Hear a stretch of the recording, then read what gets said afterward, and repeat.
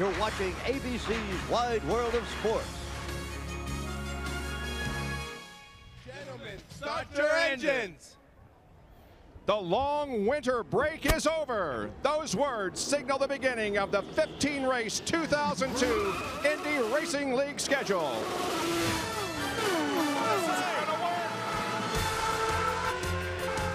Castroneves has won the Indianapolis 500.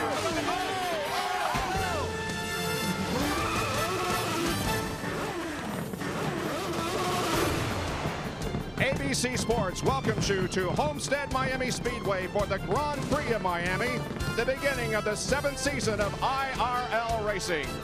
Hi everyone, I'm Bob Jenkins and I'll be your host for all IRL-related telecasts this year on ABC and ESPN.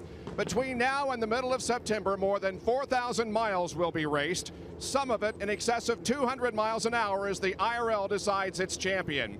The schedule is larger this year than ever before, and there are some new faces and teams in the league this year. We here at ABC Sports sincerely believe we have put together the best broadcast auto racing team ever. We have some new faces and some familiar ones. The new face on pit road is going to be Gerald. The familiar face is Jack Arute. Bob, if you want to know the real story about today's front row, go back to the Indianapolis 500. The man starting on the outside today, Helio Castroneves, won that race, but the man who won the pole today and won the championship last year and the race here, Sam Hornish Jr. says the only reason that Castroneves won the race was because he spun early in the 500. Hornish says he gave the race to Castroneves. I'll tell you one thing, Gerald, there's no gimmies with this front row today. Jack, a great story in row 2, right behind that budding rivalry. It involves a 21-year-old rookie, his first oval competition. His name is Thomas Schechter. His dad, Jody Schechter, former world champion. And what did Thomas do? Well, he out-qualified his boss and new teammate, Eddie Cheever. And he did it after crashing in practice. Climbed into a backup car that hadn't turned a wheel this weekend, and he broke the track record. He ends up starting 3rd. Bob Jenkins, we may have a brand new star in the making right here in the IRL. And we may have a new star in the broadcast booth also. The two gentlemen who will be with us all year long in the broadcast booth, one of them is a veteran of about 30 years in race broadcasting, and the other is a recently retired IRL driver. Let's go to Paul Page and Scott Goodyear. Well, Bob, Scott and I both agree there's a certain magic to the first race of the season. It holds so much promise for so many teams. Personally, I'm watching Al Unser Jr. He's been working out all winter. He's fit, he's in shape, he's lost weight, and he's with the Kelly team. Keep an eye on him. The competition level is higher than we've ever seen in the IRL. Myself, I'm watching the Infinity Engine program right now. They've got 4 guys in the top 10, more cars than they've ever had in the series, and I think their rookie, Thomas Schechter, might be able to win it for them here today. And as Jack Arute mentioned, Sam Hornish Jr. is definitely the man to watch. Defending champion, defending series champion, he sits on the pole here today. As we take a look at the starting grid alongside will be the Indy champion, Helio Castroneves. Back in the second row, there's the rookie, Thomas Schechter, and his boss. In row 3, Jacques Lazier won at Chicago last year at Gilles de Fer. In row 4, 2 former winners in the series, Buell and Vogt. Row 5, Jeff Ward, new car, new team. Row 6, Scott Sharp, a 6-time winner in the IRL. The 7th row, there's Al Unser Jr. Back in row 8 is Buddy Lazier, the all-time IRL race winner with 8 victories. Row 9, the rookie of the year, Felipe Giafone, and rookie John DeVries. Row 10, Alex Barron, who's got his start right here at this track. In the 11th row, Ayrton Dare is filling in for the injured Donnie Pietzler. In row 12, 2 rookies, Noda and Mack. And in row 13, John Herb is replaced out of the field with a practice crash this morning. Now looking down the backstretch, look at those flags as we show you the weather. Wind is definitely an issue. And Paul, we've talked about this here. The weather is an issue. Look at this flag here. Look how large it is. The wind's coming across here at 20 miles an hour, gusting up to 30. Probably has been an issue in the guys crashing here in the last couple of days. The wind is going to go directly across here, turns 3 and 4. Well, the field lines up. There is the front row. Castroneves on the outside, Hornish Jr. on the inside. The 2 Cheever cars make up the second row with Schechter on the inside. Cars are nearly identical. And there's the look back from the Chevy pace car as the pace car rolls off at turn 4. The field nicely aligned, coming toward that green flag. And the season is underway. You're clear. Castroneves immediately ducks in behind Hornish and then goes low. Well, at the same time, Cheever makes a move on his own new teammate. What a great start for Hornish. He sits there on the pole, takes the green flag, and off he goes. He led more laps last year than anybody else in the series. Looks like he might be on his way to do that again this year. With 10 guys have never started here in this field. Look at Jacques Lazier as he makes a move. And Jacques is one of the young, hungry drivers. Just joined onto the Menard team last year. Here he is chasing up one of the Marlboro cars. But you got to listen to the spotter there. They got to tell you when somebody's on the inside. And there goes one of the Red Bull cars with Thomas Schechter. So Thomas Schechter has to give way as Jacques Lazier comes up, but now he's going to stay right alongside him and then drops in behind him. That's DeFerrin just ahead. DeFerrin trying to make a move on Eddie Cheever Jr. What all these guys are doing now, Paul, is they're trying to get a feel for what's going on with the race car. The temperature's a lot hotter than it has been here for the last couple of days. The wind is up, and these guys are just getting used to running around each other for the very first time since last October. Jacques Lazier is the guy to watch. He has just carved his way up through the field and now is ready to chase from third place. Hornish is the leader. Castroneves in second place. They pulled away a bit. Look at him go 3-4 wide down the backstretch. And you think about these guys, as I mentioned, they've been off since October, but they get out there 200 miles an hour, wheel to wheel. Up car against the wall. And that is Cheever. Eddie Cheever. This is what you would not have expected. Well, absolutely. If you're going to have a wreck in that team, you would have expected the rookie. Well, you'd hate to say it exactly. From what we saw the other day with Thomas Schechter, had a lot of confidence. We didn't really think that it would be his team owner, Eddie Cheever, doing the damage today. So the caution comes out here very early on. I was going to say that with 10 guys who have never started here, there was a concern that they might be the problem. Instead, it's the veteran Cheever. Here it is.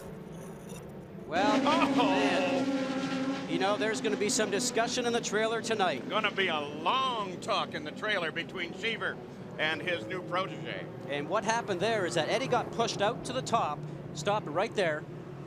He's already going high. That's after the contact. Paul, just a moment ago on the radio, Cheever said this is unbelievable. We see him climbing out now. His goal this year, have fun. This is no fun, I guarantee you. So for the first time in the day in the season, the caution comes out, the yellow flag flies here at Miami as Eddie Cheever climbs out of the car. Back in Miami, Cheever's car is on the hook as they get it cleared, and there's some pretty serious right side damage to that machine. Cheever climbed out of the car, so it appears that he is in fact okay. So let's go back, Scott Goodyear, and take a look at what happened there. Well, actually, before the two teammates hit, you watch what goes on here as we roll the tape.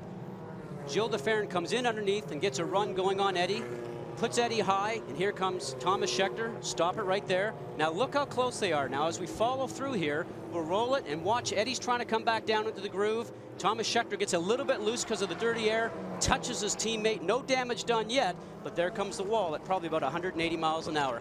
That's two cars those guys have put into the wall in the last 2 days. Yeah, remembering that Thomas Schechter, before qualifying in practice, got into the wall. Here is Thomas Schechter, who has come into the pits and looks to me like at least 3 new tires. There's stickers on 3. Well, absolutely needed that. I'm sure he probably flat spotted the tires. The thing he hopes he didn't do was knock some of the wheels out of alignment with that touch. We were talking about Schechter, the other Eddie Cheever Jr. car, and this was his incident yesterday. Watch this, he just gets in the middle of the turn. We thought this was maybe because of the wind or cold tires, and he goes up and hits the wall, broadsides it, which is probably the best thing to do, not to do too much damage to the car or injury to the driver. See the back end just slide around. He's lost it, no control. You're a passenger at that point in time, and all you do is wait for the big hit. And both of those for the Cheever team, very expensive hits. Bit of a sprawl. We got a car here. Jacques got the cover off of the front of his shocks, laying over by the side of the course. Well, and here's how apparently it happened. Exactly what happens here. You can see that that cover was not put on correctly, probably when it left the pit lane. So they're going to have to figure out what to do about that. I assume it just involves finding another one and bolting it on.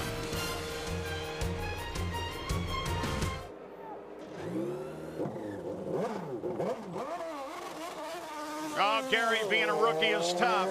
Absolutely. Thomas Schechter has made his third stop in the pits after the contact with his teammate. First time was to change tires. Second time they changed the front nose. There was some question as to whether or not he got lapped in that process. Then he's been in a third time and he stalled it. Hornish leads them back to the green flag. Castroneves still in second. Jacques Lazier with that great run has come up to third, but remember, he's got a problem with the shock cover on his car. It's not there. Well, it's far enough up on the car that it's really not going to affect him aerodynamically all too much, I wouldn't suspect. We'll wait to see here. If he starts to tail off from where the guys are in front of him, then we know it might be a problem for him. Back in 10th place, riding with Scott Sharp. Now, Scott, I spoke to him the other day. He thought he had a great race car underneath him, and the temperature and the wind came up yesterday. Didn't have it together for qualifying. Expected a good race car underneath him. We'll see if they can move up the field. Field comes through now. Just ahead of Sharp. You saw him there, and now he's actually pulled another position forward. Was Rick Treadway, who is a rookie to the season. Pilot, very confident, very likable. Nice, easy-going smile. A great guy, and this car will be taken over in the month of May by Arie Luyendyk, who will be taking over that car and running it in the Indy 500 for Treadway Racing. Jacques Lazier and Gilles de Ferran just behind him. Lazier getting around de Ferran. Buell now making his moves as well. And Buell Ball is another one of those infinity power plants that we spoke about on the top of the show. Great power plant. Probably not going to show everything it has here at this particular track, but when they get to the high bank circuit, certainly that's where they're going to show their legs. Jacques Lazier, the big move thus far. And now de Ferran has settled in. And I would suspect this is part of the Penske approach. Don't go up and battle with the front if you don't have to. Even though Castroneves sits in second, his job probably for the early laps would be just to watch the leader. At this point in time, they're just putting in laps, trying to understand what's going on with the car, making some adjustments inside the cockpit that the drivers have available to them. And you can see that they're running 192 to 191 miles per hour. What a great speed right now for a full load of fuel. And just the tires are coming up to temperature, and without a doubt, they're radioing back to the team and telling them what's going on with the car. Scott, you can be a national champion, you can be the IRL champion like Sam Hornish is, and your education does not stop. Pancho Carter continuing to talk Sam Hornish through the corners and reminding him that Homestead is a place where one must time one's passes. If you go back a year ago, that was a problem that Hornish had in the middle of last year's race. Well, it goes to something that we talked about before, that you're turning more time in one lap going through the turns here than you are going down the straightaway. In a 26-second lap, you are 10 seconds going down the straights, 16 seconds going around the turns. A lot of your passing will be done in the turns themselves. Looking back to second place, Helio Castroneves, the defending Indianapolis 500 champion. If you're looking at these different cars and trying to figure out what one looks like versus another, when you see Castroneves, look at the little camera pod up on top because it's bright orange like the rest of the car, as is a bit of his helmet. And on de Ferran, it's white. Let's go to Gary Gerald. Eddie Cheever released from the hospital. Obviously, you're all right. What happened on the track? Did you get pushed off the groove? No, my teammate hit me from behind. De Ferran passed.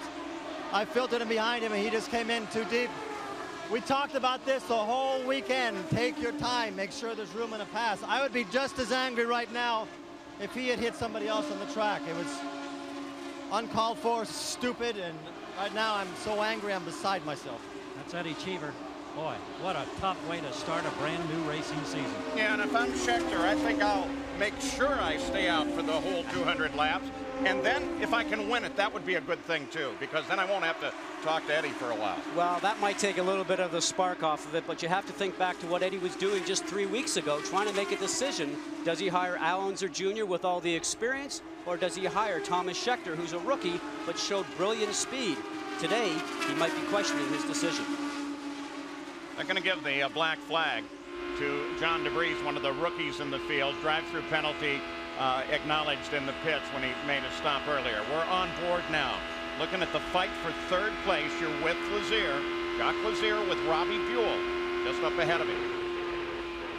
What we're looking at here, as we talked about with that front cover off, that's the springs and the shocks that are on the car. That's where all the adjustment goes on for getting these cars to go around the corner so they can tune them just to be as quick as they possibly can be. Scott, what about aerodynamically, having that shock cover off, does that do anything to the balance of the car? Well, I think right now you can see the area where the shock cover is missing. It's far enough up on the car that it's not being disturbed by the airflow. Now, if that was a wing that was missing on the front or something going on the side with some of the louvers, absolutely changing the aerodynamics of the car. But this piece itself is not that important. As a matter of fact, Scott, our camera's sitting way up on top, over the top of the roll hoop in the intake. There's a good chance that unless Jacques saw it go, he doesn't even know it's not there. Well, as a driver, you probably would know that it flew off in front of you, because when things go like that, even though you're doing 200 miles an hour, you're very much aware of it. It does get your attention. It will get your attention. So it is Sam Hornish Jr. out in front. Fourth time that he's led the opening lap. Caution flag comes out, another car in trouble. And that's Jacques Lazier. Oh my goodness, after that great run. And suddenly he's against the wall. Well, here again, guys, in turns 3 and 4, we talked about the wind coming across out of the fields, going into 3 and through 4, and it just might be that the wind is starting to play in a few of these guys. You said it right at the start. The wind was going to be the problem. Jacques Lazier takes the wheel off. Good signal that he's okay. IRL safety team is right there, ready to help him, but the help doesn't appear to be needed. They're just going to try to get that car out of the way as fast as they can and get back to competition.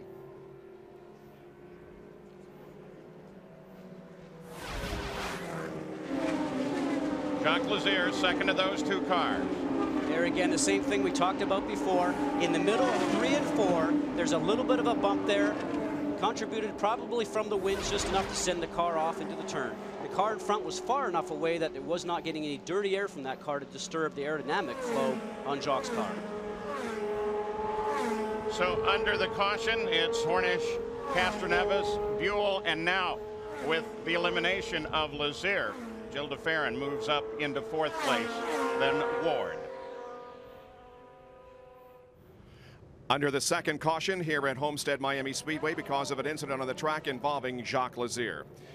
Well, the driver who finished second in this race last year and last year's most popular driver in the Indy Racing League is Sarah Fisher. Sarah, unfortunately, as you can see, is not in a driver's uniform. Sarah, please bring us up to date on when we might see you back in a race car.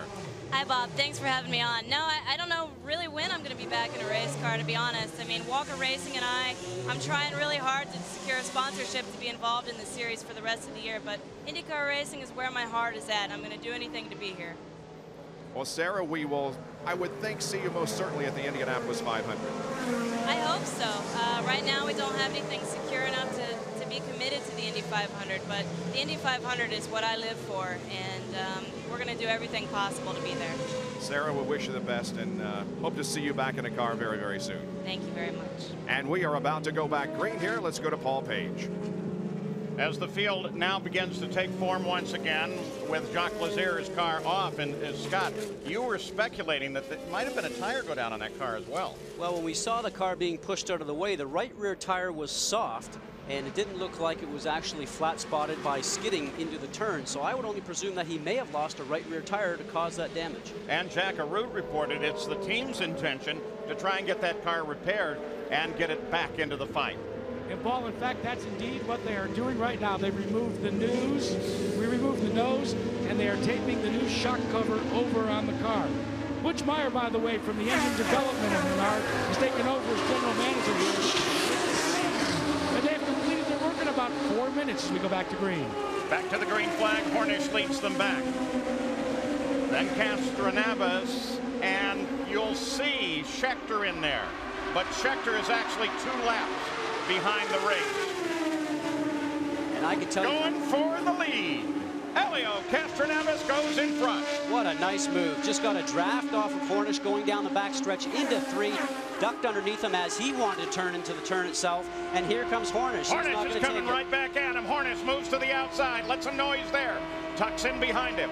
What a great pass we saw in the beginning, but I'll tell you, Hornish won't be happy sitting back there at all. He wants to lead every lap that he's on the racetrack. Hornish is not going to let this one go. He comes off the corner high, then he dives inside, and he takes it back from Castroneves. Boy, you would think this was the last 5 laps of the race, Paul. Just the type of passing that's going on now.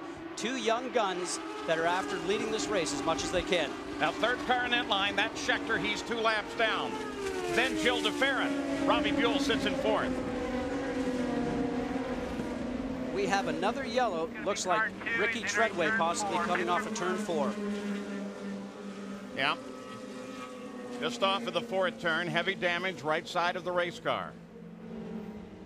And this brings us back to that whole issue about what the rookies may run into. Well, down at the bottom, though, yes, got a glimpse of Jacques Lazier. He's back out. Obviously, a couple of laps down. This car is damaged quite heavily, as you can see on the right-hand side. This is turn 4. Now watch for Rick. Got the back end turn just at the last second. I think that's going to help. Well, I'm going to speculate that I think he came in on that last yellow, and we just went to green, and I'm going to speculate that possibly the tires were not up to temperature as of yet, because that car came around pretty easy right in the middle, 3 and 4. There's some good news. You saw him get out of the car. That's always a good sign when you can step up out of the car. See, he's right directly behind the car. We'll stop it right there for a second. You can see he's headed backwards into the wall, and that's not a great thing to do. And let's roll it from there. And he just gets it turned around at the last minute and broadsides it into the wall. Now, he got there, I think, simply from getting some dirty air in the car in front of him, along with possibly the cold tires. Again, that's part of the whole rookie thing until you actually run these in traffic. And everybody tries not to put you in traffic, either during private tests or during the practice at the track.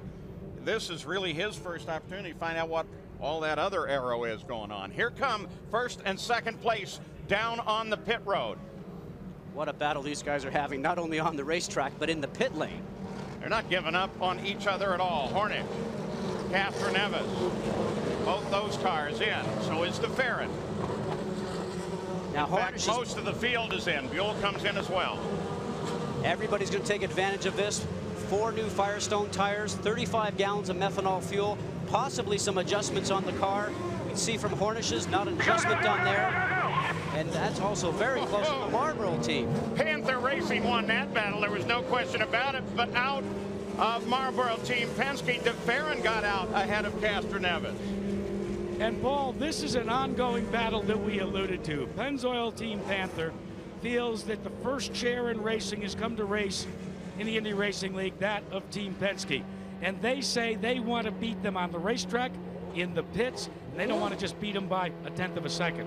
They didn't that time. Most of the field came in, Jeff Ward stayed out. We will return with more of the Grand Prix of Miami after this message and a word from our ABC stations. The Grand Prix of Miami, the Indy Racing League opener for the season at the Homestead-Miami Speedway. And already we've seen plenty of great action and more than enough incidents. The latest incident came just a few moments ago, and it involves Jacques Lazier. And as we watch the replay, guys, here, we go along, stop it right there. You watch this from this point forward. Watch his hands right here. He's already fighting the car.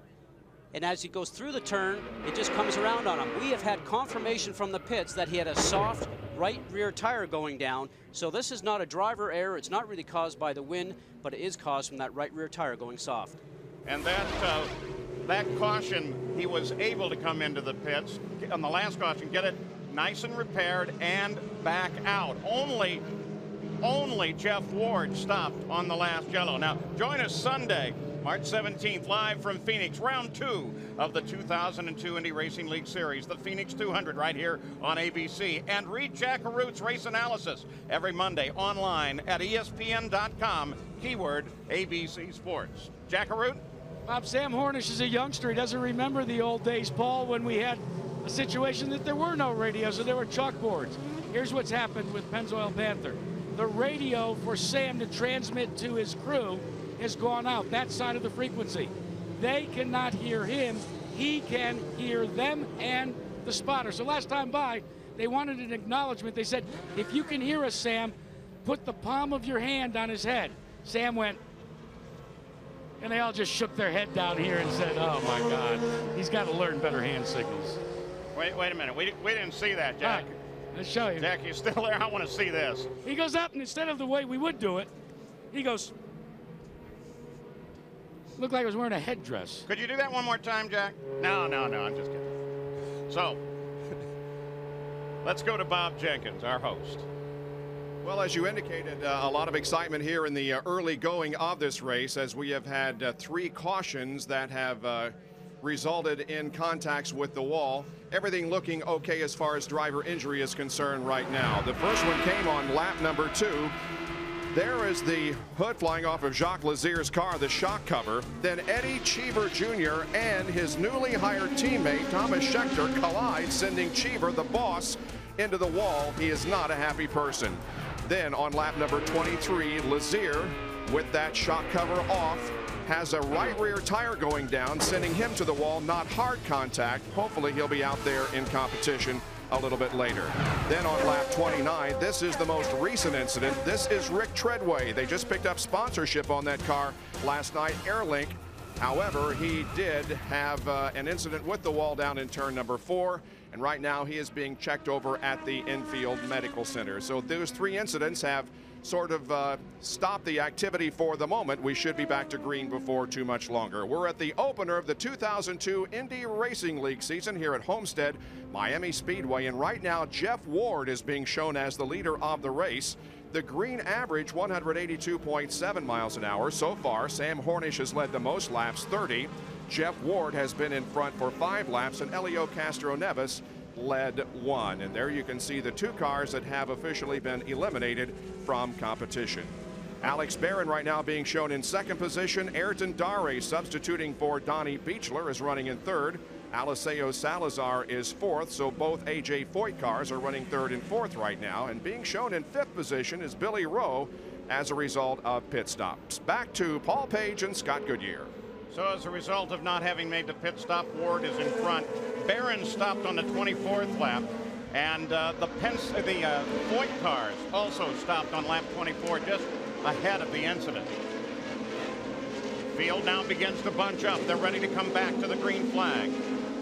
Ward, that white car is Barron. Darrell is sitting there in 3rd place as they come back to the green. They kick through a little of the oil dry. No problem back there in the field with that cloud. That's just the oil dry they put on from Rick Treadway's accident.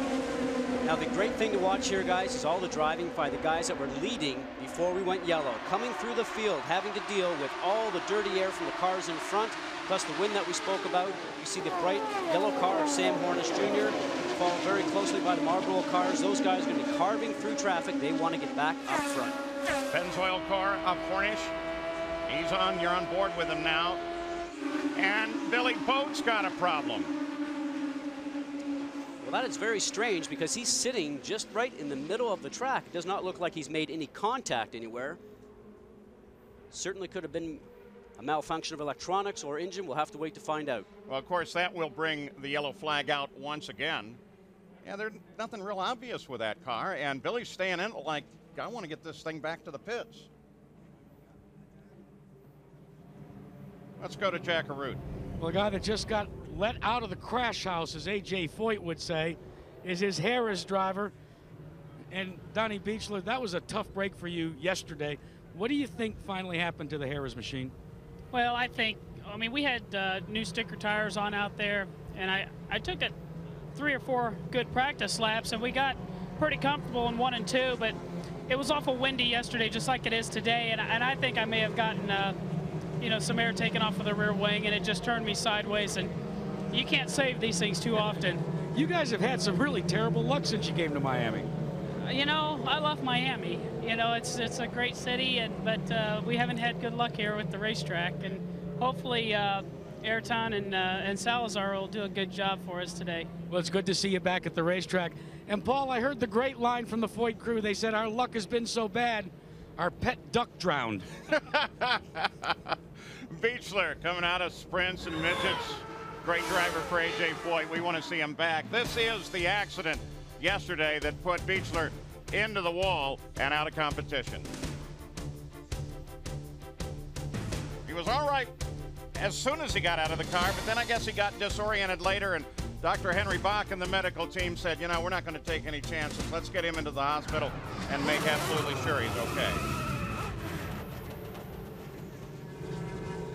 So the field lined up behind Jeff Ward still, 41 laps into the record books, and Schechter has now made up 1 of 2 laps.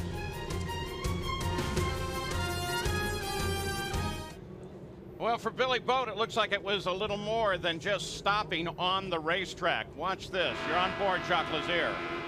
You can see Jock is off the gas, getting past on the inside. Stop it right there. And he got taken out basically from Boat coming in on the right-hand side and trying to go around Jock because you were 3 wide going into the turn at that time, and that's not really going to happen. Fortunately, Jacques Lazier kept control of it, kept it away from the wall. Boat did like a half spin down to the inside, and he was able to get back to the pits, but then it died on pit road, and now, just now, it's arriving for the first time back in his pit. And that is the longest push that a crew has to make. Start a warm-up lane. He wants you to come in. You're on board Al Unser Jr. Now, the report was that he's had some problems with the electrics. Gary, Gerald, you've been on top of that? Yeah, Paul, we checked in with them, and they said, yes, they did have a glitch of some kind that shut down the ECU, but it kicked back in. They thought the problem was okay. Last time they went out, now it's resurfaced again as the field's getting ready to go green. So Al Unser Jr. will be in the pits as the field comes by toward the green flag. Again, the red car is Ward. Alex Barron is the white 44, and that's Eliseo Salazar, the blue and white car, with the early leader and pole sitter, Sam Hornish Jr., sitting back there now being challenged. And last time we went to green, Sam Hornish went from 7th to 4th in just 1 lap. Watch for him to try and make a few more moves here. 1 lap once again. Sam's a little careful there, but look at that. That's Ayrton Darrell. He's replacing Johnny Beechler, who you just met. And Darrell has given this car a great ride. When Ayrton Darrell got the call, they said A.J. Foyt's on the phone. Darrell laughed. When the man on the phone says, do you have your equipment with you? He said, yeah, sure.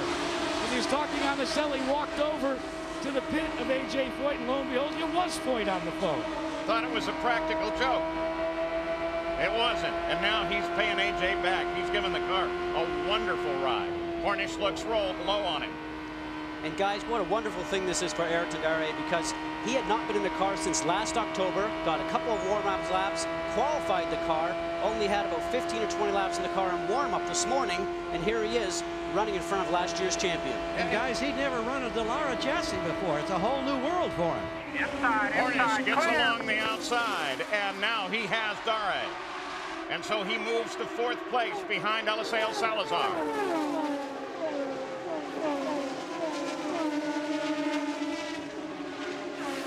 Leader is still Ward. Alex Barron is still 2nd. Ward begins to pull away. Salazar closes on Barron. Barron driving for Blair Racing, new team to the series. Inside, clear.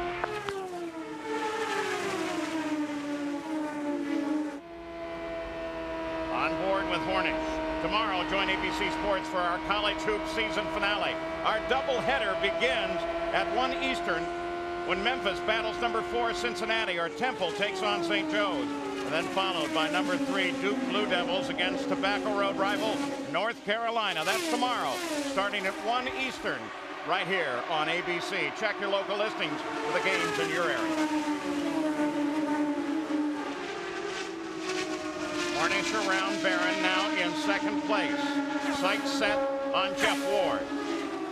It's a good story for Jeff. This all came together just at the last minute. He got an opportunity to test the car for Chip Ganassi.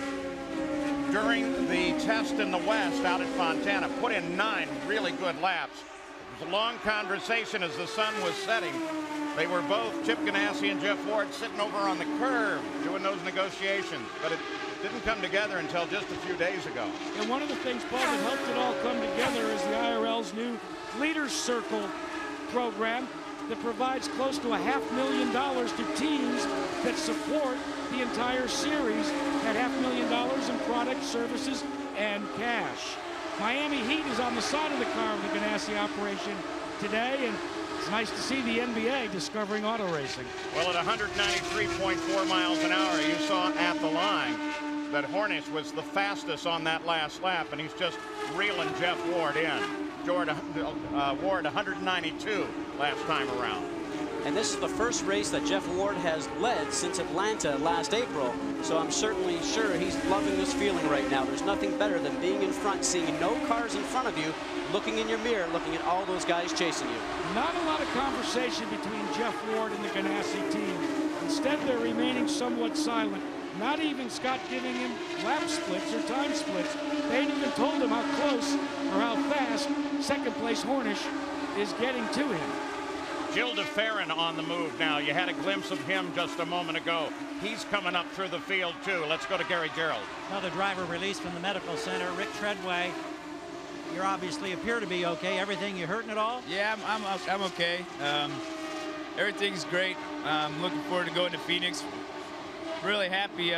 Airlink, Treadway Hubbard, Chevy, Firestone, they did a great job repairing the car. The car felt awesome until I tried to pass Al Unser Jr.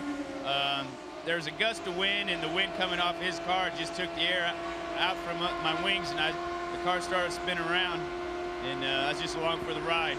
Add that to the experience tank for a disappointed rookie, but he's smiling. Thank you. We'll get him in Phoenix. All right, 2 weeks. Exactly what you said, Scott Goodyear. It's great to have you here right fresh out of the car. And in fact, one of the cars that you're fresh out of is looking pretty good right now as Hornish continues to close on Ward. He's doing a great job, and that's why he was a champion last year. And I'm sure that he's getting all the information on his dash that maybe he can't get over the radio if they're still having that difficulty problem. But Sam Hornish, I'm sure, would like to be in front and lead those laps because that's one of the key things on his list. He always says, I want to lead every lap that I'm in there in the car. Scott, let's quickly update you on Al Unser Jr. as well. The service has been completed on his car. He is back out in the Cortico car. It was indeed an electrical problem for Al Unser Jr. And it cost him 4 minutes and 22 seconds and 10 laps. Inside, clear. You're on board with little Al, and to start, I told you I thought that this was definitely a guy to watch. I still believe that. That had nothing to do with Al. Pressure behind, check your mirrors. Before little Al got back in the race car, when they named him the driver for Kelly Racing, his crew went to him and said, have you ever driven a Dallara? Al said, nope. When was the last time you drove? He said, October in Texas. The guys all looked to the ceiling and go, oh boy. He grabbed him, he said, look, you guys put 4 wheels on that thing.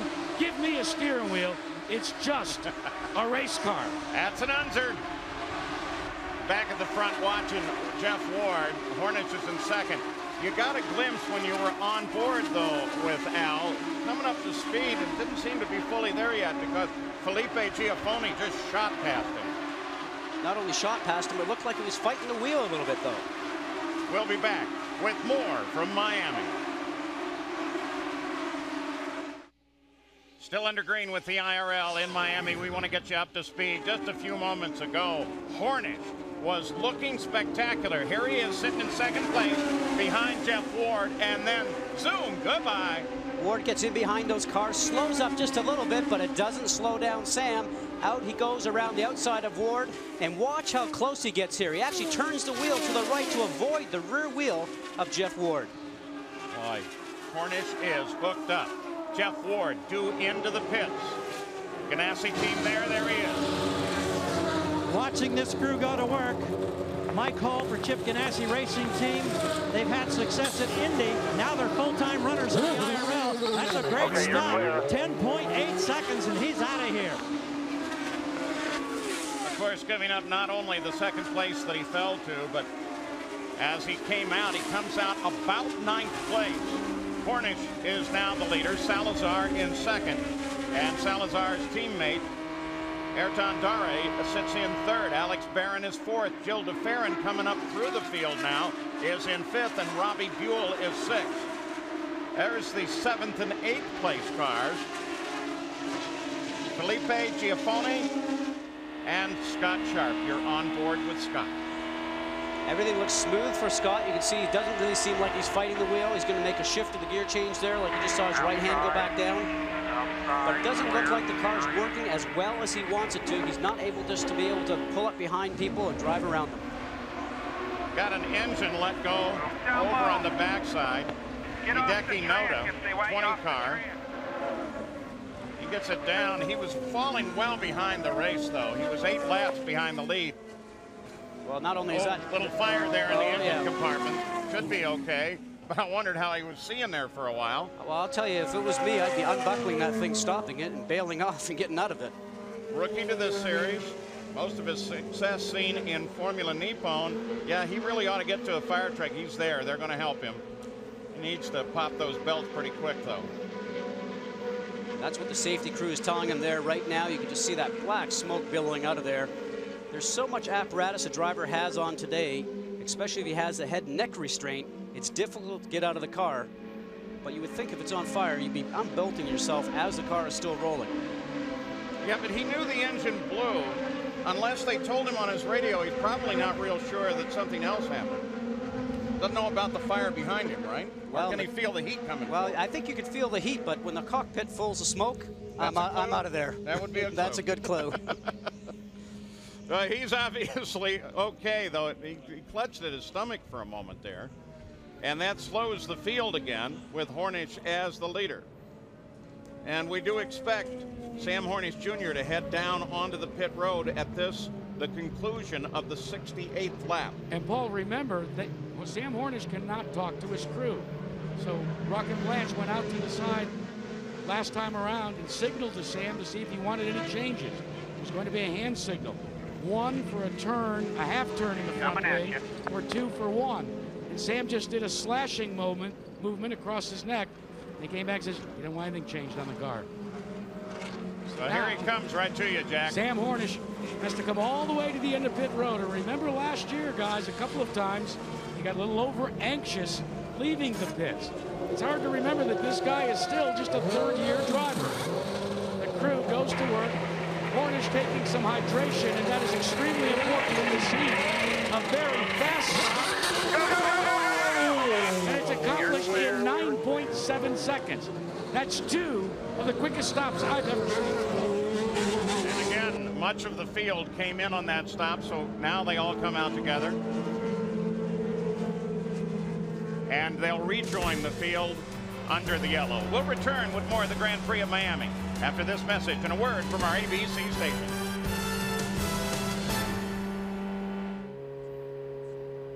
Back at Homestead-Miami Speedway, once again we are under caution here in the Grand Prix of Miami, the very first race of the 2002 Indy Racing League schedule. And right now, Sam Hornish Jr., as a result of some good pit work and some outstanding activity on the racetrack, maintains the lead. Let's check up on some of the incidents that we have had in the recent laps.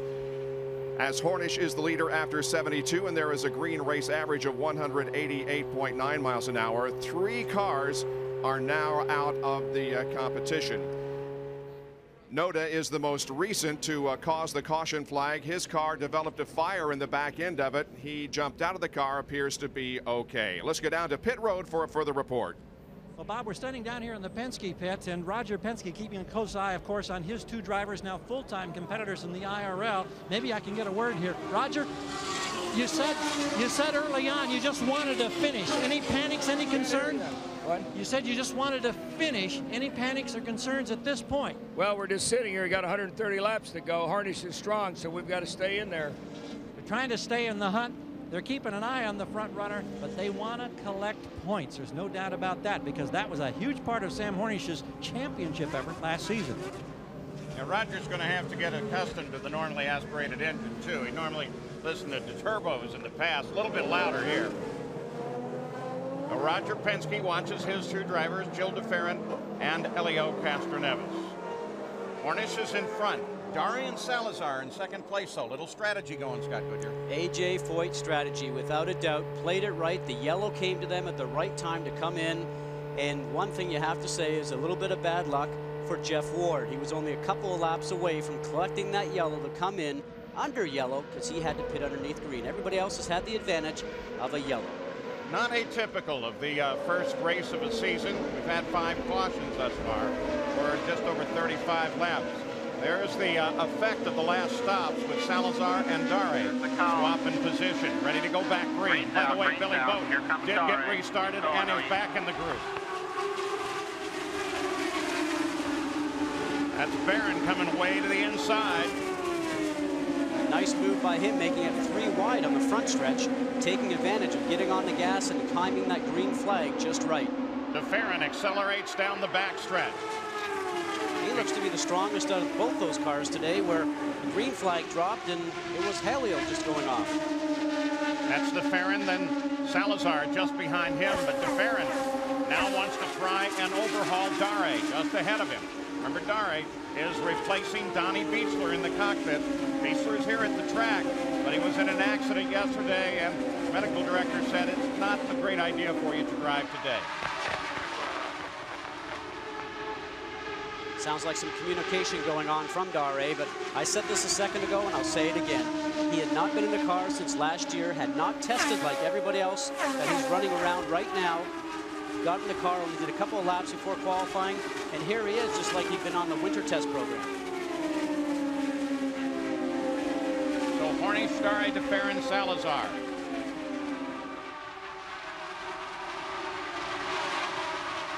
Helio Castroneves is sitting back in 9th place. So despite where Rogers keeping track of them, Castroneves fell back there, and then he's been kind of locked in that 9th position.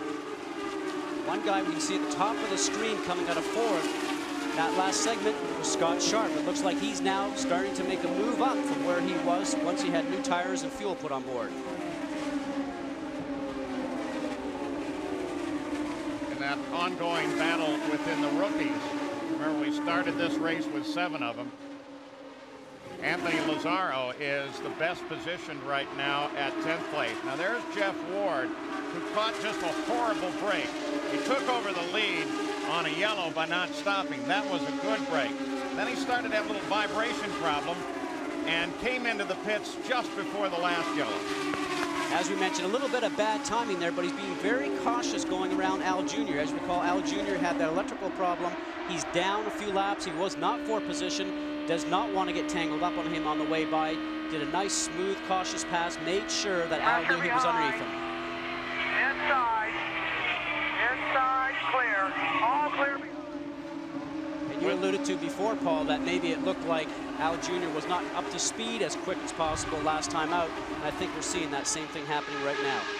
Back at the front, there is Sam Hornish Jr., pole sitter, early leaders, led the most laps, relinquished the lead for a while, but is back in front again. And there is the interval. Back to Ayrton Darrell. Then comes DeFerrin. And now you're catching there is Salazar, blue and white, and that's Alex Barron just behind him. So those are your front runners. Don't forget to join us on Sunday, March 17th, live from Phoenix for round 2 of the 2002 Indy Racing League Series. Penske, Ganassi, Kelly, Menard, all of those teams will be back trying to prove that they are the teams to beat this season. The Phoenix Indy 200, Sunday, March 17th, right here on ABC. And also join us for Indy Racing Today at noon on ESPN2. We're watching a great battle between Barron and those guys are out there along with Salazar. Salazar himself, I spoke to him the other day. He didn't seem like he had all that much confidence in the car. He mentioned they only had 2 days of testing, and that was over at Phoenix, and they had not tested here at Homestead.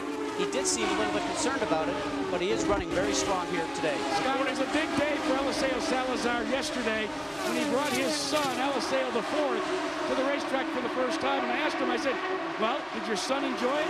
He said, oh, he loved it all until he met AJ and he started crying. And I said, well, he says, well, I'm past 40, and every time I see AJ, I'm afraid of him. Well, there's Alex Barron, the 44 car for Blair Racing, many times as he makes a great move on Salazar. Clear.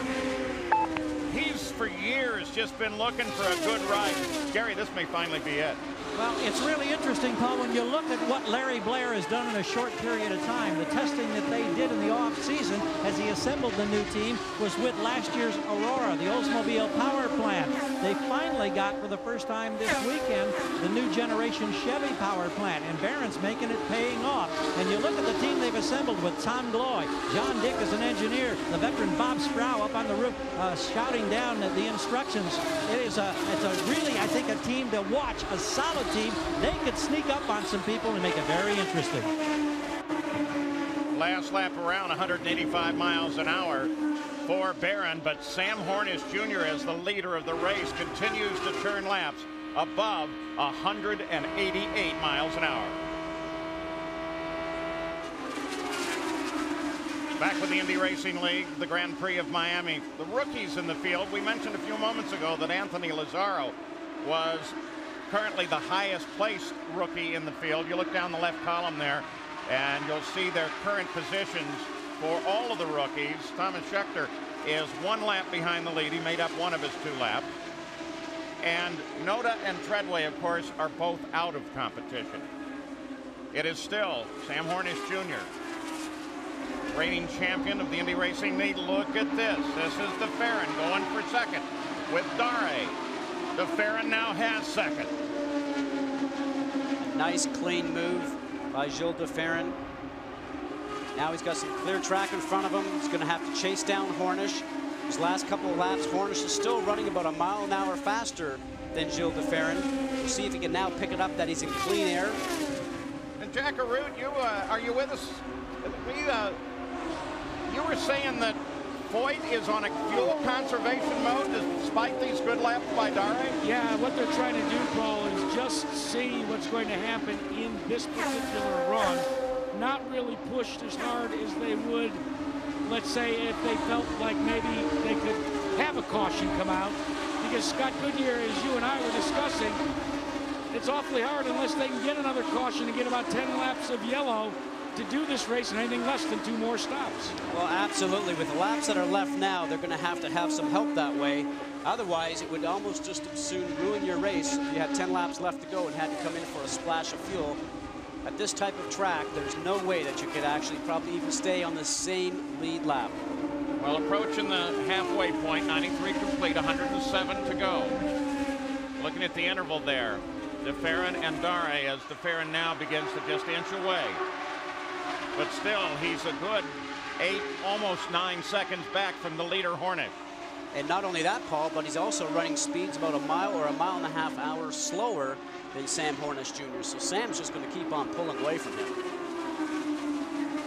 We got a glimpse of Penske for a moment there. Roger Penske, a long and storied history with many successes in the sport. They call him the captain. Back at the front. Is this the next great legend in the sport? Sam Hornish Jr. In just 3 years, he's racked up an amazing record. I'll tell you what, Paul, he really got everyone's attention at Daytona International Speedway in round 1 of IROC. Hornish was one of the top guys and led the brigade of IRL racers against NASCAR. And for the first time in my memory, it was a spirited contest between the fender guys and the open wheel guys at Daytona. Right, Scott? Absolutely was. I remember calling that race, and Sam just did a great job. Had some time in the car, not as much as those closed wheel guys, though. Watch the race at the very beginning. You'll see him sit back there, learn, move himself up, put himself in the right position for the last 5 laps. Laps led last year in the Indy Racing League. Look at Hornish. Just going away. Boy, was he powerful. Outside, clear. That's George Mack, one of the rookies with over 200 go-kart victories in his career. Now coming up to run in the Indy Racing League that Hornish just got around. So Hornish smoothly running, though as he handles traffic, his speed falls off a little bit. 184 miles an hour last time around. And DeFerrin is beginning to nibble away about 0.2 a lap on Hornish's lead, that mostly owing to traffic. Jeff Ward wants back on the leader lap. That's Ward, the red Miami Heat car, right behind Sam Hornish Jr., the leader. He's been trying him for about 3 laps now. Oh, he's been trying to get past him. He needs his lap back because if they go back to a yellow situation, he will be down a lap if Sam is in front of him. Been fighting him. He seems like he's got the better of him going into turn 3 and 4. Sam definitely has to keep in front of him, but he seems to have the better car in 1 and 2. And for the first time in this particular battle, though, traffic is beginning to enter in. Sam gets around clean of the traffic in that situation. Jeff Ward gets hung up, and you can see Sam pulling away, and this is what Sam wants to do because he knows at the end of the race, Jeff Ward could be a factor if he's on the same lap. Going back to the battle, 2nd and 3rd. Not a battle per se at the moment, but Darrell, after DeFerrin got around him, has kind of attached himself to the back of DeFerrin's car, and DeFerrin, he's not nibbling quite as hard as he was on Hornish. He's now 8.1 seconds back. No, I think Gill's being very smart right now. He knows there's still about 100 laps left to go in this race. Not going to be able to do anything right now that's probably going to make a difference in the outcome, so he's probably sitting back, conserving tires, maybe conserving fuel, and he knows that there's probably going to be another yellow at some point in time to allow him to actually get back up behind Sam. And Scott, one of the things that if you do not remember history, you're doomed to make the same mistakes yet again. When Jeff Ward had his problem, it was at the end, as you said, of his fuel run. In chatting with Mitch Davis just now, he said he felt that contributed to Wardy losing the handle on the car and bringing out the caution. So all these drivers that are going to run the risk of running the 35-gallon tank right down to the bottom, they're going to have their hands full with a race car. You heard Roger Penske on the two-way just a moment ago talking to Gil DeFerrin, told him that they're going to stop at about the 125th lap, and then you heard that nice calming voice, take it easy, we're where we want to be. And Paul, they're targeting roughly 50 laps on each fuel run. So you do a quick math, if they stop around 120, tack on another 50, they definitely would be, without an extended period of yellow, need another stop before they got to the flag. And again, the whole thing will turn 2 on caution. We've had 5 today for 34 laps.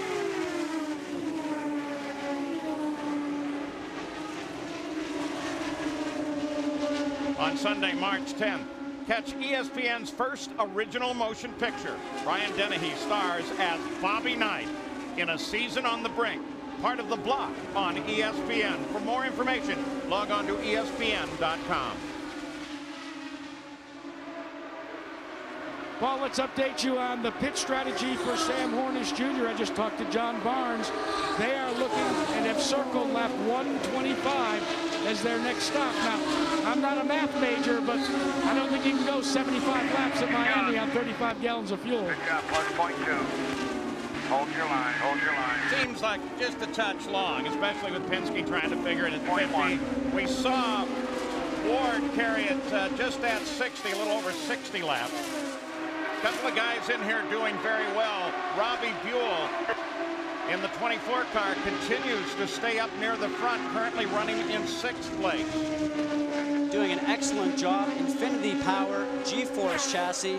The season this year is actually ruled by a different chassis throughout the whole season. I think you'd have to say that Robbie Buell himself has been spending more time on this G-Force chassis, thinking it's going to be hopefully a help to him win this championship. And there's a quiet confidence emanating from that Dreyer and Reinbold Purex team. I chatted with John O'Gara, their crew chief, and they like their chances to win not once, but multiple times this season. And I think that says a lot when you look at the depth of competition in 2002 in the IRL. So there is Buell sitting back in 6th place. Behind him is Castroneves. Here is the leader once again, Hornish. Now pulling out a little bit through that last stint of traffic he had to run through. He's able to put 11.3 seconds on 2nd place to Farron. Not only that, Paul, but you look at the situation now. He's pulled out more, but he's also running about 190 miles an hour versus 185 for DeFerrin. Well, that is a full straightaway on Gil DeFerrin. So Sam Hornish Jr., still the leader at Miami. We'll return with more of the Grand Prix of Miami after this message and a word from our ABC station. there's a wing adjustment taking place on Airtime Darrell's AJ Foyt car. A quick stop is off the way, and Paul Page, that's the first of the leaders to pit. So much for fuel conservation. And Darrell, with a burst of speed just before he came in, got around Gilles de Ferran for second place, and then almost immediately turned down on the pit road. But Scott, as Jack says, that's probably just the first of a whole group that are going to stop in the next few laps. Absolutely. Over the next 5 or 6 laps, everybody's going to have to come in for fuel that's running in that top lead group. And the most important thing for them right now is to get in clean and get out clean. One of the great drivers out of this race. Let's go to Gary Gerald. Buddy Lassira, former champion. What was the problem, buddy, that put you on this side of the wall? We were losing oil pressure, but we weren't having our best day. But you know, it's a long race, so you want to keep on working and working on the car. In the pit stops, we felt like we could have gotten it better and had a decent points day. After all the anticipation for a season opener, how much does it hurt when you have one that ain't like this? Well, it hurts a lot, but it's a long season. Because there's a lot more races this year, I think it doesn't hurt as much as it has in the past when you drop out. The optimism of race drivers, Paul. Buddy Lassira, the winner of 5 of the last 15 IRL races. Look at this. Hornish has just gotten around Helio Castroneves.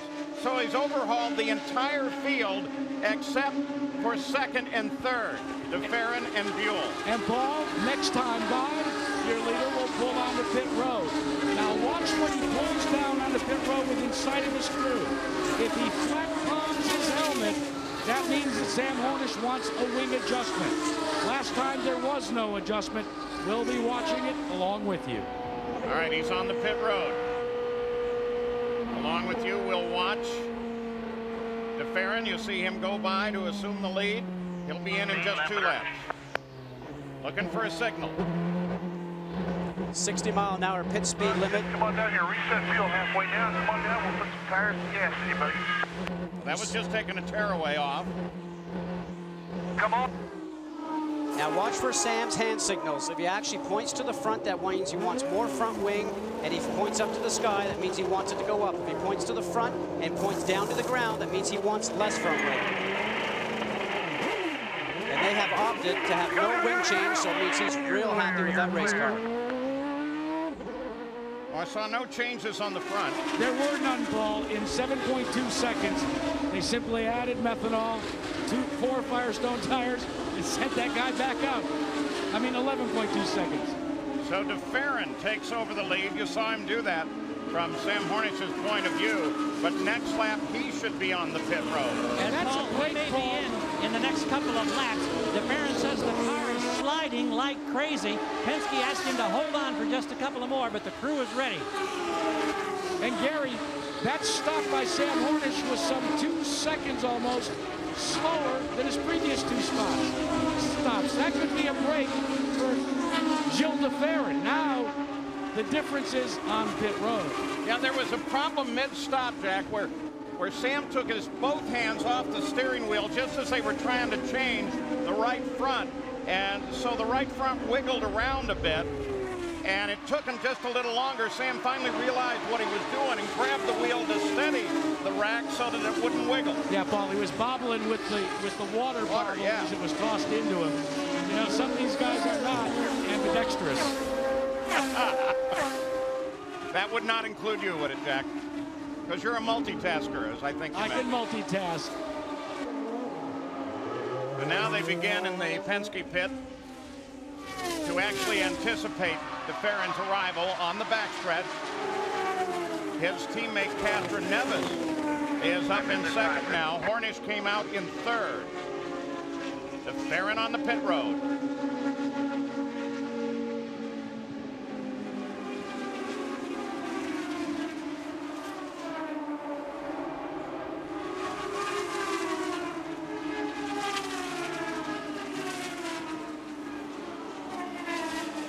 We heard the report that Joe thought his car was sliding around too much. It'll be interesting to see if they do any changes here. Scott, we watch from the back of the car. Castroneves' teammate is in the pit in front. Service appears to be routine for de Ferran. We have not seen any change aerodynamically, just tires. He's gone. Now they await Helio in the next pit. 12 seconds was the stop, so actually was not quite as quick as that one Hornish made. Castroneves picked up the lead for 1 lap. Now he's on the pit road, and that gives the lead back to Hornish with 128 complete. Let's go back to Gary. So we watch from a pit box and a half away from behind over the wall as the other Penske team, Rick Reineman on that right front. Tim Cindric on the radio to Elio. Revs are high, no aero changes that we can see there as he's out. 11 seconds flat for Elio Castroneves. Now, as you guys are reporting, these pit stops are taking a little bit longer than previous, and the reason being is that those fuel tanks are gravity fed. When they are full of fuel, the first stops are very, very fast. When the race goes on, the fuel in the tank is depleted, those stops get to be real, real slow. And I can tell you as a driver, it seems like eternity in there, waiting for that fuel and waiting for that signal to go. Sam Hornish Jr. with 130 laps complete is the leader. Scott Sharp, yet to make a stop, is up in second place. Darrell is third.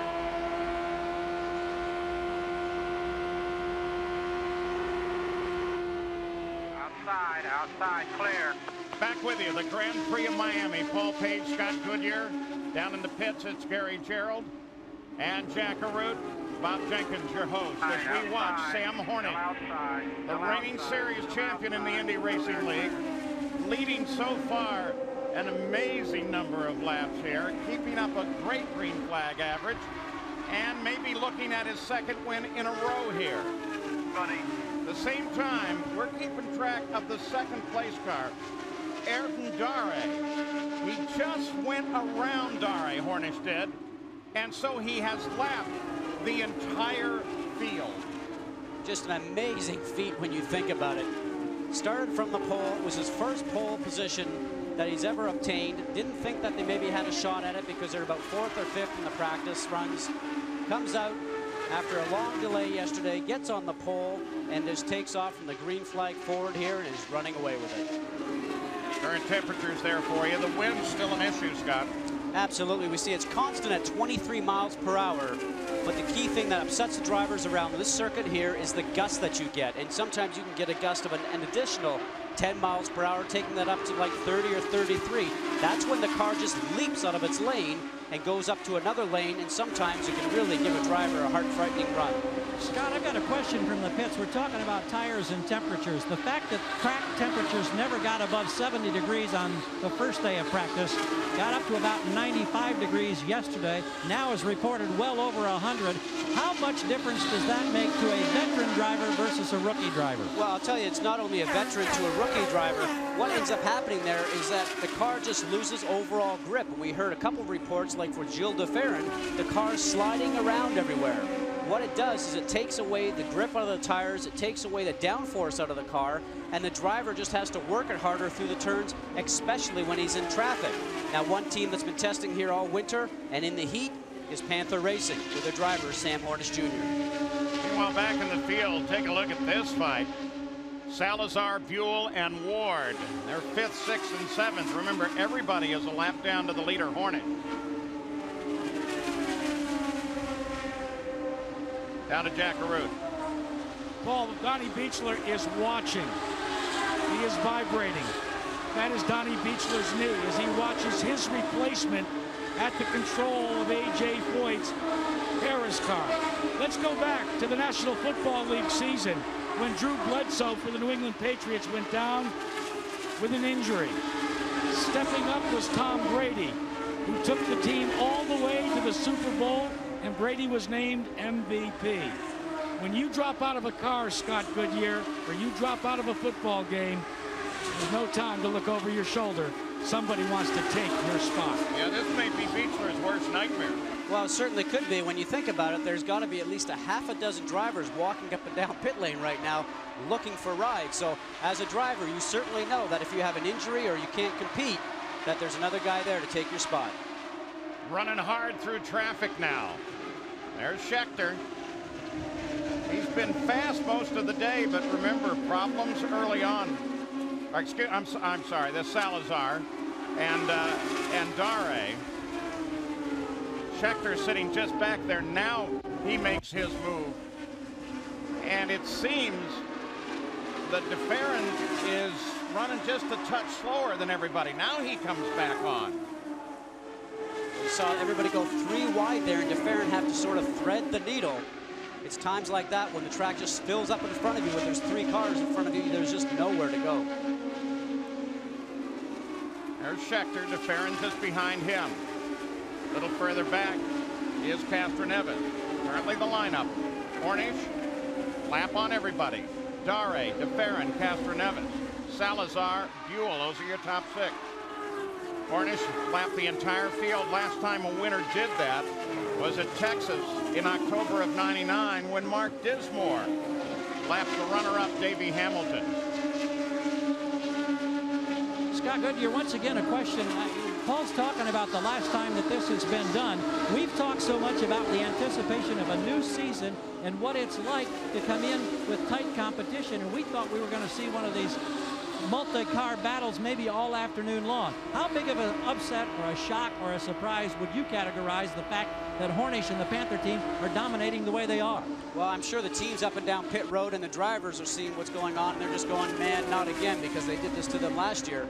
But I can tell you, as a driver coming out at the very beginning of the season, you have so much expectations of yourself and of the team. You hope you've done all the right moves in the wintertime, maybe with personnel or maybe with a new chassis or a new engine, and you just hope for the best. But the best thing that driver can do from here is that you have Phoenix in 2 weeks, and then you have an opportunity to go back and regain yourself. 148 laps complete. Best guess is about the 170th lap should see the leader, in fact, most of the field, into the pits for their final stop. This Wide World of Sports update brought to you by ExxonMobil and Speed Pass. Today's way to pay. 153 out of 200 laps completed here at the Homestead-Miami Speedway in the IRL opener for 2002. Right now, it is an incredible, dominating performance by Sam Hornish Jr., the defending race and series champion. He right now is on his own lap. Everybody else is a lap down. Ayrton Darrell, driving for A.J. Foyt in the substitute role for Donnie Beechler, is in second position. Several of the favorites are out. Buddy Lazier is out because of an oil pressure problem, and Jacques Lazier, well, it's been a very long day for that Team Menard driver. Early on in the race, he lost the shock cover on the car. Then a few laps later, the right rear goes down, or at least is trying to go down. He loses control and bangs against the wall. However, he was able to get back in competition. Then watch this. He bumps wheels with Billy Boat. And then another close encounter during the race as he was passed by faster traffic. So Jacques Lazier right now is being shown in 21st position. He is 17 laps down. Sam Hornish Jr. now with less than 50 laps to go. Can he hold on, Paul Page? Well, that's the question of the day, and the one that many others would like to answer. By the way, both Lazier and Boat, as you mentioned for Lazier, Bob, are in competition. Boat's 11 laps behind the lead, Lazier 14. Stop should come at about the 170th lap. Scott Goodyear, there's a 20-mile-an-hour windsock over in turn 3, and it is straight out. Not only straight out, but you can see it. It just gusts itself around, changing directions of about 25 degrees. And I got to tell you, as a previous driver, today is a day that you'd rather be sitting inside the stands, because you're getting moved around, as I mentioned before. You can turn into a turn, and the car can just leap itself over out of a lane. But one guy it doesn't seem to affect too much today, Sam Hornish Jr. He's got a powerful lead, but he also had a lot of help keeping him up here. A lot of his competition did themselves in. Well, he's had a very lucky day, but obviously you have to be good, which he is. The team has to be great, and you have to have some luck, and he's made all the right calls. But as we mentioned, there's been a few things go on today, and the people that we thought that would be competitive up there in a bunch of 6 or 8 just don't seem to be around right now through low tires with Jacques Lazier, going out in accidents and that sort of thing. Let's go to Jack Arute. Well, Scott, you think some guys would like to watch this race from the stands? This fella didn't want to be in this position, Greg Ray. Hey, Greg, what have you got cooking for Phoenix? Well, I'll tell you, we're working real hard to get a program going to Phoenix. I tested there once already this year. I feel really good about that, but you know, it's really difficult to watch here from the sideline. it's a great race out there. You know, Sam Hornish is showing he's the man right now. Are you surprised that he has totally dominated the way he has? I am surprised. I mean, the equipment is very equal, but he's got a very good focus and he's very, very fast.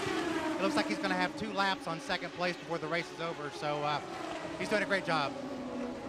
All of a sudden, a problem on the front stretch. Yellow flag comes out. Billy Rowe.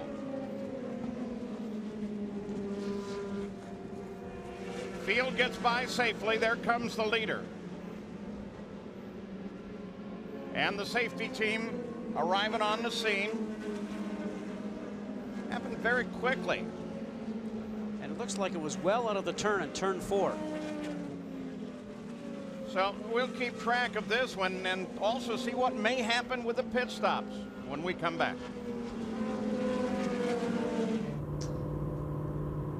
You back from the Chevrolet pace car. Sam Hornish, the leader, under caution once again.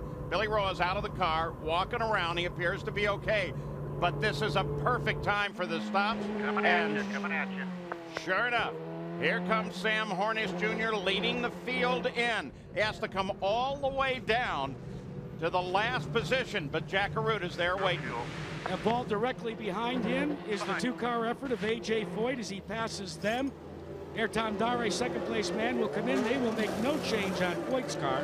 Let's see if Hornish calls for any changes on his Pennzoil machine.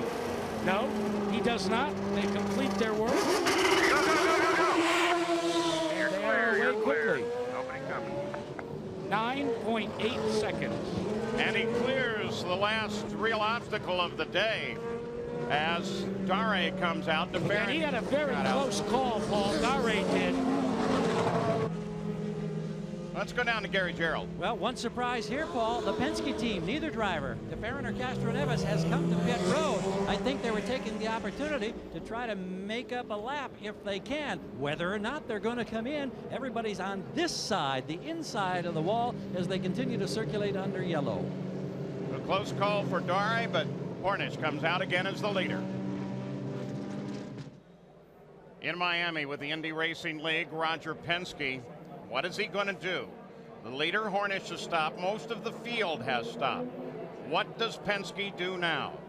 164 laps are complete. We are commercial free to the finish. Still cleaning up Billy Rowe's accident.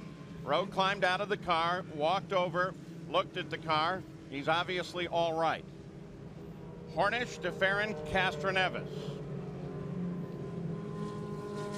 As a double agent, she knew her own life was at risk, but now her friend will pay the price. A new alias, ABC tomorrow, 9, 8 Central.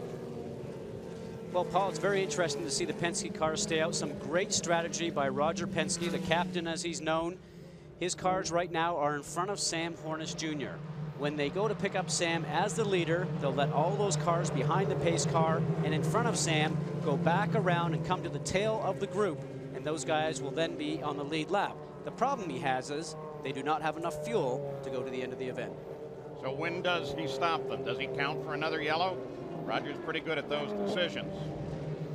Over 200 stations around the globe carrying coverage of the Indy Racing League this season, and it is going to be a terrific season. 3 new races have been added. California, Nazareth, Michigan. 3 night races once again. There is how and where they pitted on the last lap. 127th and 128th lap for Penske. It's now the 166th lap.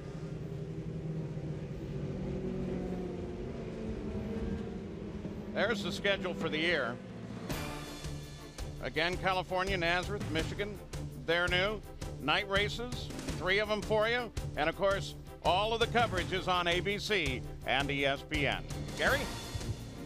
Roger Penske, how big of a gamble have you just taken? Well, we have to see. We're in good shape. We're back on the lead lap, and we'll just see what happens at the end, how long we can go on fuel.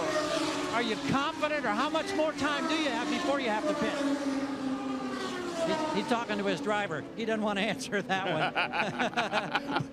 He may or may not have been talking to Jill. He just didn't want to answer. I heard one of the crew guys says we're praying for a yellow within the next 15 laps, so that might be a tip-off. You know what, fellas? Let's not forget. as we get ready to go back to green. Sometimes at this point in a race, especially an early race, Scott, fatigue starts to set in. And sometimes, just sometimes, you can commit an error that brings out a late race caution. I like the gamble on the part of the captain. Well, absolutely. He's done a great job. They might have been able to come in right then and actually put some fuel on board. They're certainly at the very tail end of the group right now, but they're not going to make it to the end. We know that for sure.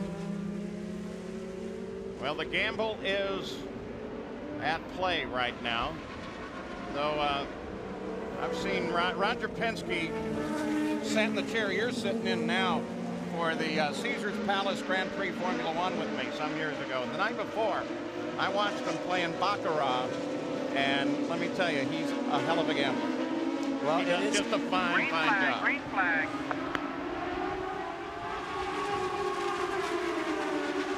Hornish, watch up the road for DeFerrin and Castroneves. They got plenty of traffic to work with. DeFerrin leads Castroneves into the corner. A lot of traffic in between them. Now, one point we need to bring up here too, guys, is that Sam Hornish Jr. has brand new tires on from that pit stop. Another good point. Yep. They're going to have to run to the end of this segment with tires that are constantly wearing. You saw the 34 car of Laurent Redon, one of the rookies in the field from Lyon, France, went way high coming off at 2. I think he saw everybody else coming and said, I'm getting out of the way. Scott Sharp brings it off the course. Currently 8th, a lap behind the lead.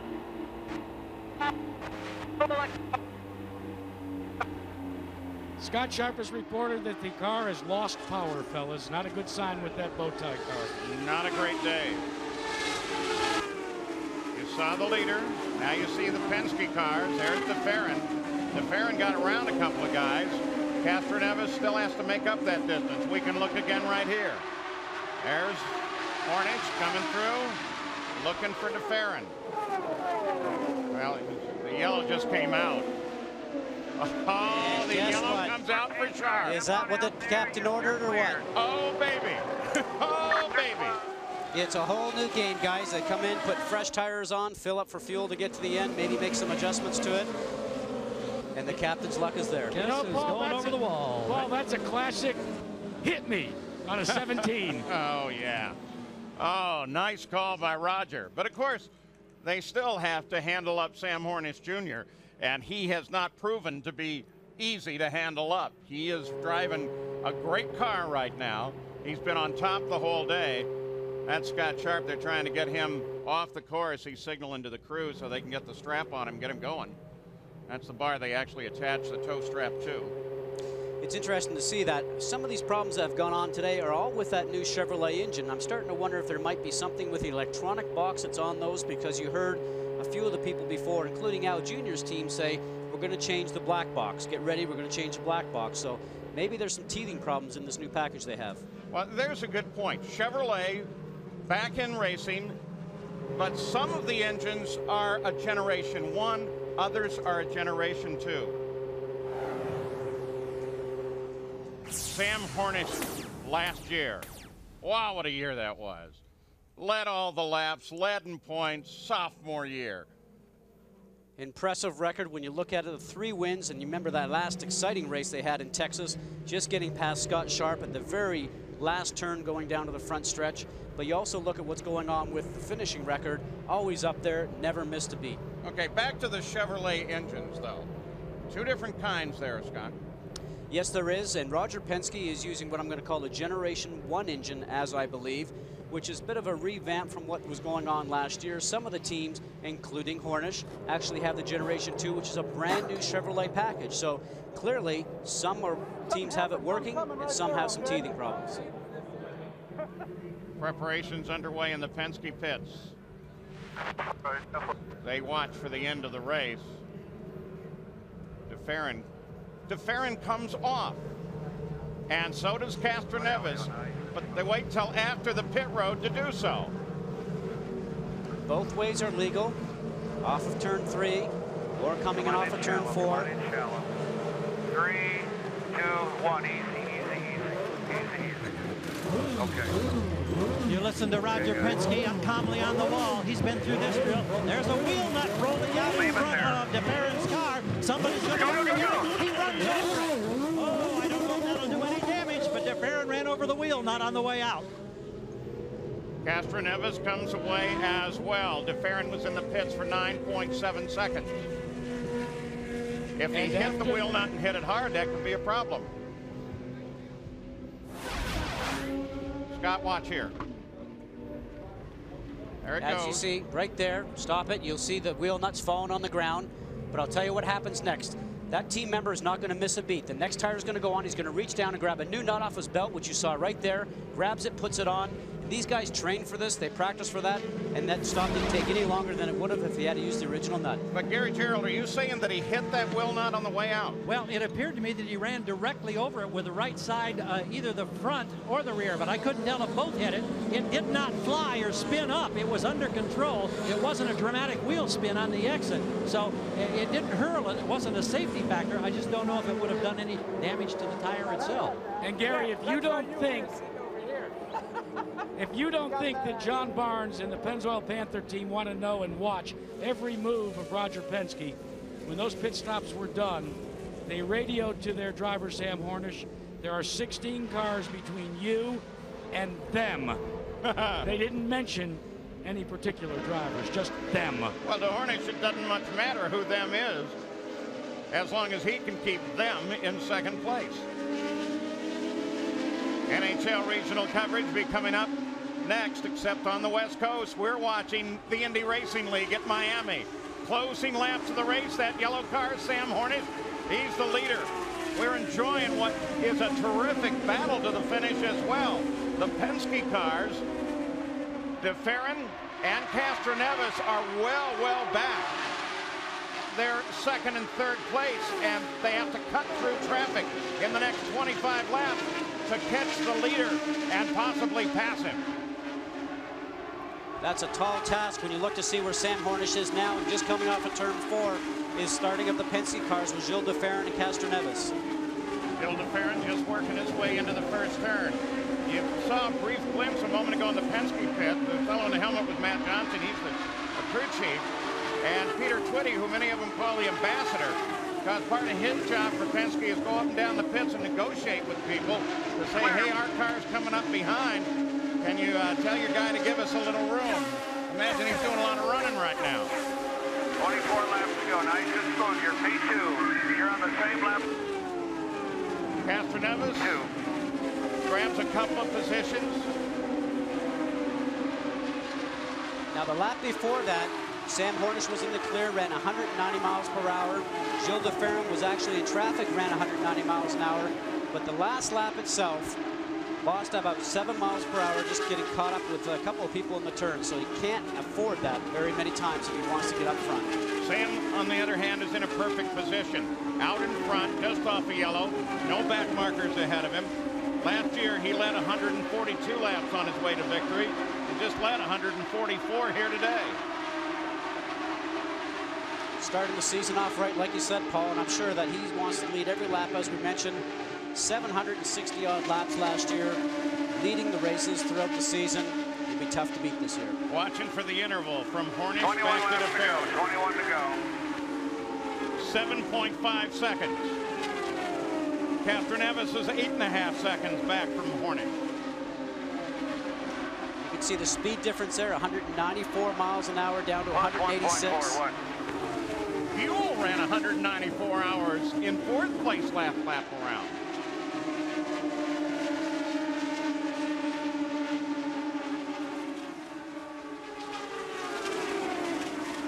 Good job. Good job. Good job, but still, he's actually DeFerrin last lap lost a full second. He's now 8.5 seconds back. Hornish just turned the fastest lap of the race at 194 miles an hour. That's what he's got to do, and I'll tell you right now, he's just hoping for a green flag all the way down to the end of the race. The Penske cars, though, I can guarantee are saying, can't somebody do something here to give us another yellow? And Scott, I can tell you right now, there's a lot of admiration in the Penske camp for what that Panther team is doing. Some of them were just shaking their head and saying, he is really strong. A straightaway on second place to Farron. That's the position that Hornish has now. You joined us for NHL regional coverage. It'll be coming up next, except on the West Coast. Enjoy the racing with us right now. Sam Hornish, the defending champion at this track in Miami, the defending champion of the series, is the leader. But the two cars out of Roger Penske's stable are trying to close in, but they are not. DeFerrin lost 2 more seconds. He's now 10.5 back. Paul, he just keeps increasing his lead every lap. And unless we see a yellow, these guys in the Penske team are going to finish second and third. But maybe that's not bad, because we heard the captain say at the beginning of the race, I just want to make sure we finish and collect some points. From time to time, as we watch Hornish, you get a glimpse, as you did there, of Robbie Buell, who has been smooth and clean all day. He's currently the 4th place car. Although 1 lap down, he's done an extraordinary job today. Jeff Ward, first time with a new team, now sitting in 5th. We're going to look at speeds at the line. 192.7 for Hornish.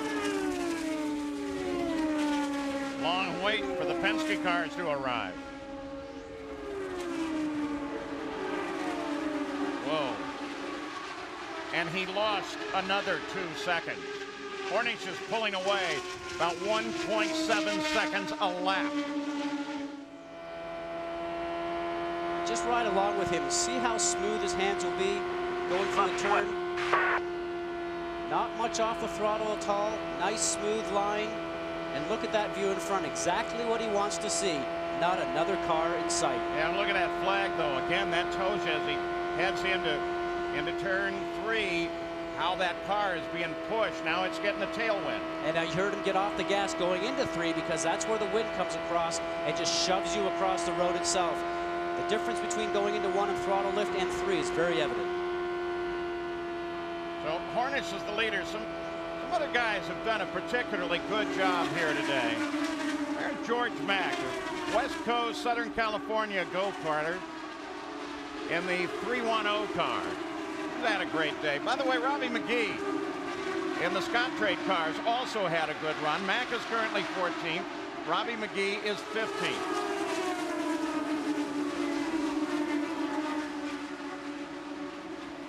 And here comes Hornish. Wow. Inside, clear.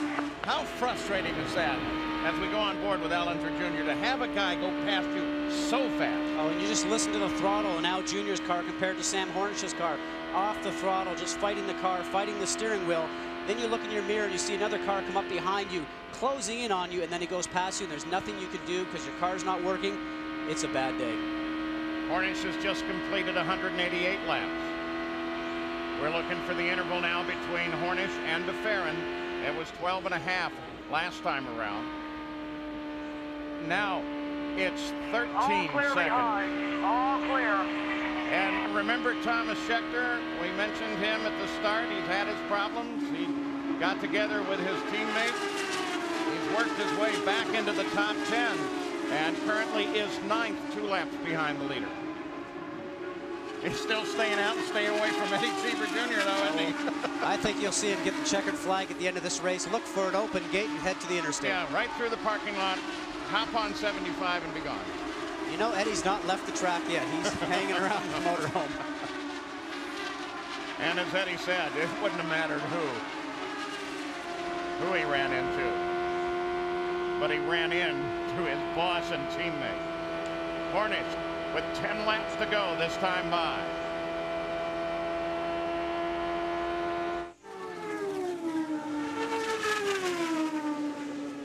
And 14.6 seconds as Hornish continues to pull away.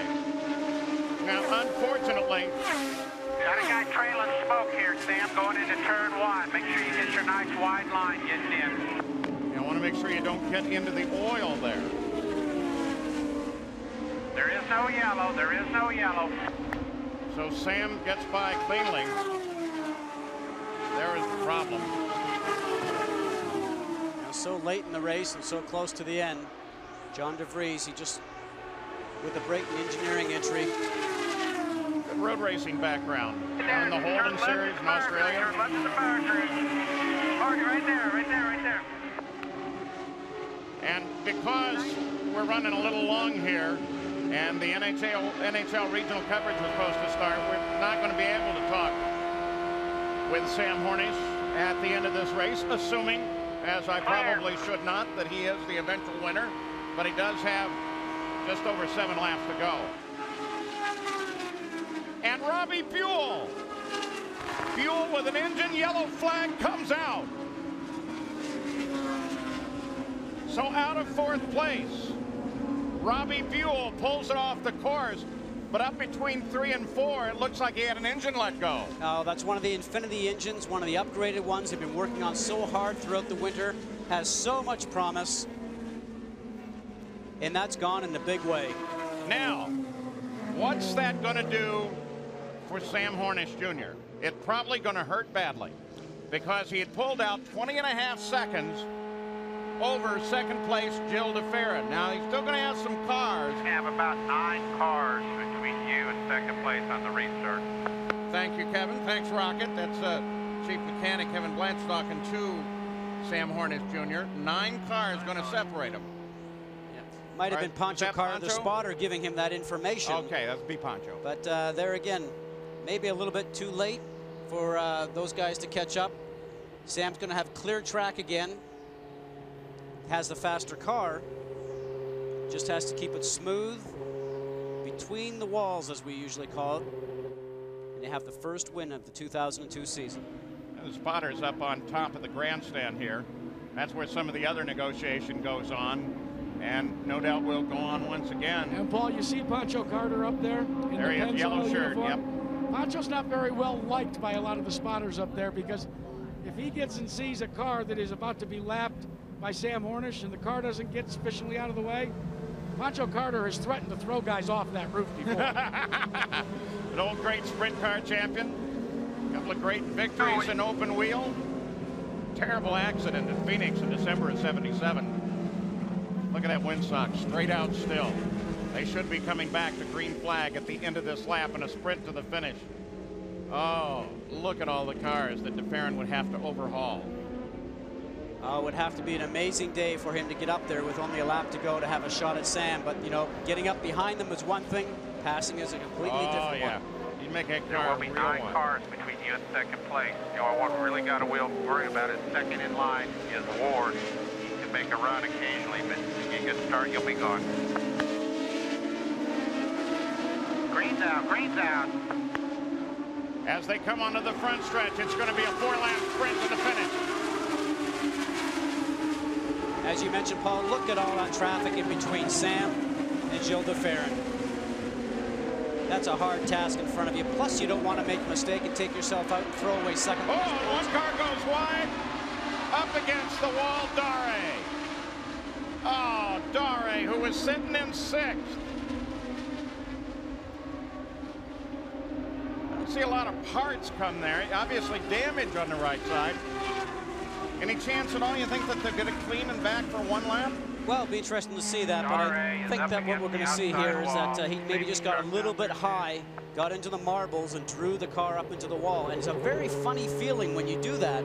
You get up, you get off the darkness, as we call it, and up into the marbles, up where you see that tow truck running right now, and it draws you right in.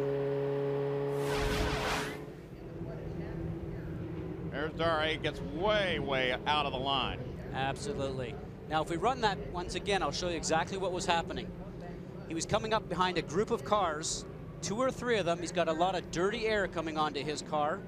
He's not going to have much downforce. He's not going to have much grip. And then it draws him out on the outside of the line and draws him up into that marble, as we call it, up into that gray area. Here it is again, same angle. Now watch as we move through here. You'll see that he's on the outside, getting a run. He's a little bit high already. Stop it right there. And he is already well out of the line where all the other cars are here. And this is where the marbles, the extra rubber that's off the tires from all the cars running throughout the day, is starting to form. Once you get on top of that, you lose your grip. You try to turn your steering wheel. Nothing happens for you. And then all of a sudden, up to the wall you go. Fortunately, he took the wall with the right side of the car. So if you're going to do that, that's the way to do it. He's probably okay. And Scotty radioed in to A.J. Foyt and said, sorry, sorry, sorry. And AJ drawled back, ah, heck, that's okay. You're getting to do a pretty good AJ, Jack. So behind the pace car, Sam Hornish circulates now. Yellow flag is out. White flag should come out as well. The white flag. White flag, Sam. Good job. So no question about it, unless, of course, it runs out of fuel or a wheel falls off between now and the next mile and a half. So Sam Hornish, the defending Indy Racing League champion and the defending champion here at Miami, has managed to do it once again, and he set the tone for the season. An incredibly dominant performance. Incredible, and I'm sure everybody up and down pit lane right now is saying, boy, this is deja vu of last year. If he starts on a roll again, he's going to be tough to beat. Panther Pennzoil Racing scores the victory with Sam Hornish Jr. at the wheel, and the lion's share of the points already at the start of the season. Now, so slowly behind that Chevrolet pace car, down the backstretch, into turn 3. Nothing a factor now. Though I got to admit, I think if I was in a cockpit, I'm thinking, oh, don't anything happen here. Well, you know, we just saw a second ago Sam lift his visor, put his gloves up on there. I bet you he's got tears in his eyes right now because he has just beaten the best of the best, and that was Penske. Now, during the hockey, we'll be back with an interview with Sam Hornish for you. He heads for the line and takes the checkered flag. Sam Hornish wins in Miami. There's the unofficial order of finish. Let's send you to our host, Bob Jenkins.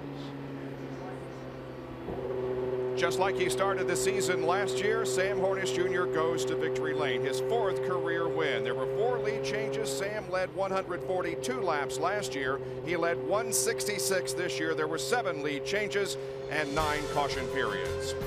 ABC Sports is online at ESPN.com, keyword ABC Sports. This has been a presentation of ABC Sports, continuing the tradition of excellence.